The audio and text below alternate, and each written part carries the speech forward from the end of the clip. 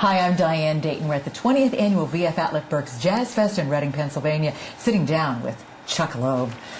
So good to catch up with you. It's good to be back. Crazy busy, hasn't it? It has. It's been a busy festival, as it normally is here at Berks. Yeah. It's been great. I've had a great time. I played with Brian Bromberg and his Is What It Is crowd. I did the jam again.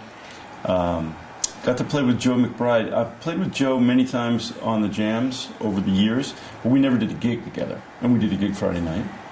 And then today is guitars with the Kaylee Minucci and Paul Jackson Jr. Mm-hmm. And in between, I went up to New York and did the Blue Note. And so it's been quite a busy time, but I like it that way. Yeah, it's been a whirlwind. Yeah. There's some exciting news. You got a phone call from Fourplay. Yep. And Larry Carlton was leaving, and they tapped you to join Fourplay, and you accepted. Yeah, I'm trying. Let me just pinch myself. Am I still sleeping? No, I'm awake. Okay, yes. Yeah, I'm very, very excited about that, and it's just amazing. You know, I got a call last year. They were playing. I might have been here. No, I was playing here, and they asked if I could sub for Larry. That was last year, and then he ended up doing it. And I told them at the time, I said, you know, just the fact that you thought of me, even though I didn't get to do the date with them, was such an honor. You know, so this time to be called to actually to join the band, it's amazing. Yeah. It's really amazing. Very excited. Yeah. So what are your thoughts about this? What's starting to cook with that? I'm going to take over the band. I'm going to fire everyone and get new people. No. Keep the name and recreate. Exactly. No, it's just amazing. You know, Bob is a friend of mine. We were neighbors in New York when he lived there. He's moved away now, but I've known him for years. I've gotten a chance to record and play with him live, so that makes the comfort level of making this jump a little easier for me. I know Nate and I know Harvey, and I've played with both of them sporadically over the years. They are one of my favorite groups, so it's like really the possibilities are limitless for me. I think it as a writer and being able to co-produce the records with them and then go out and play live with them. Of course, filling in for Larry Carlton and before that Lee Ritenour are two of my favorite guitar players in the world, really.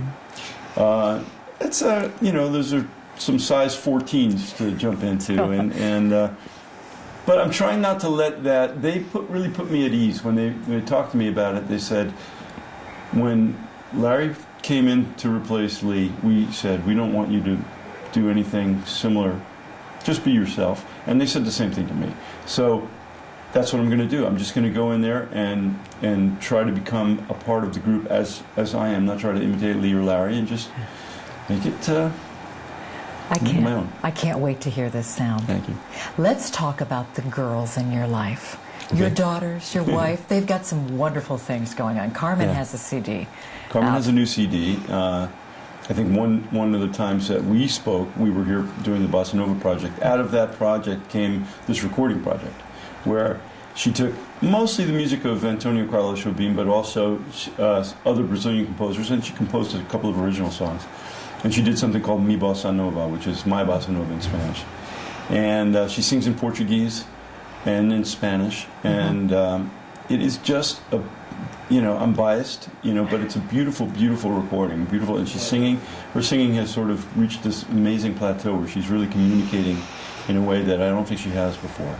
And the other thing I will say about the CD is that when I'm working on my own projects, there's a tendency, I think, for all artists to be a little obsessive. And this one, because it was her CD, my playing, I did it in a very spontaneous, quick way. And I wasn't obsessing. And as a result, and this is a lesson I have to learn, I'm probably the happiest with my playing on her CD than I am on any of mine. So there's a lesson to be learned in that. You just got to go in there and do it. That is a beautiful record. And then Lizzy, my daughter Lizzy Loeb, for those of you who don't, you know, aren't aware, she's a 23-year-old singer, songwriter, composer, and guitarist, and she's doing her own thing. She released an album. We released it on our own label, and it's on iTunes and CD Baby, and I'm her biggest fan, of course, but the response has been fantastic. It's a beautiful CD. Yeah. How does it feel to see and hear your daughter doing what she's doing in an industry that you love so much? That I can say this with no holds barred. My favorite thing of anything I do is recording and working with her.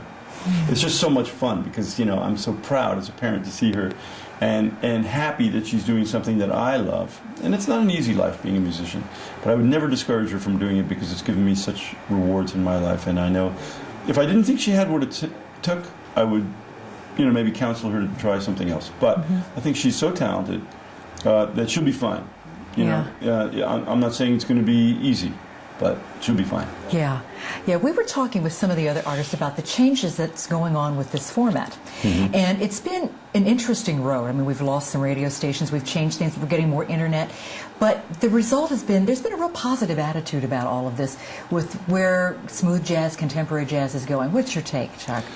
I think so. I think that positivity is there. I think the fans are still there. I think actually, the fan base has grown because of the internet. And there's more interaction between the artists. Like, look at this festival. We're in this hotel, and there's the other hotel down the road. And the artists are walking through to get their coffee in the morning, and the fans are there, and the producers of the festival are there, and everybody interacts. Well, the internet is like the virtual version of that. So now, where maybe fans back, you know, in the 90s or early 2000s would only hear us on the radio and maybe see us at a show and get an autograph signed. Now, you know, you Twitter or you tweet and you go on Facebook, and there's this constant interaction, and I think it's brought this whole community together and enlarged it in a way. You know, you have fans now all over the world that you interact with that you didn't interact with before. So that's grown in that way. And the other thing about it, and I love terrestrial radio, I'm not putting it down at all. There was a tendency to focus on one song. But now on internet radio, and on the internet in general, people are going back to the old days where they'd go 4, 5, 6 deep into a record and find songs that people didn't know about. And so I'm positive about it.